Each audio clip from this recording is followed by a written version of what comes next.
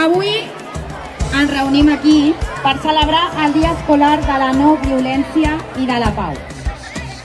Però el que fem avui no només és un acte. És el resultat d'un camí que hem recorregut aquests dies a les aules.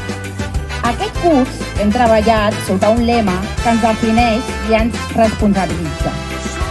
Som constructors de la pau. Dir que som constructors vol dir entendre que la pau no apareix sola. No només és absència de conflicte. La pau es construeix amb decisions quotidianes. Aquests dies hem conegut persones que ens van transformar el món sense violència.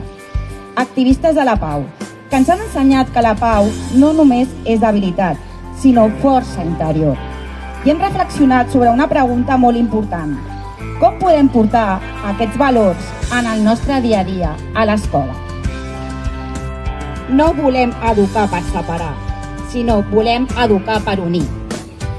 No volem acostumar-nos a la indiferència, sinó aprendre a mirar l'altre amb respecte i dignitat.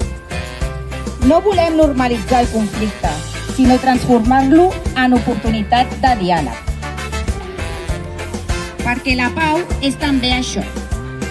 Aprendre a detectar les barreres invisibles que aixequem entre nosaltres i tenir el coratge de fer-les caure. I aquesta construcció no és un gest puntual d'avui, és una responsabilitat diària. És el compromís de convertir l'escola en un espai segur, just i humà, on la pau no sigui un lema, sinó una manera de viure.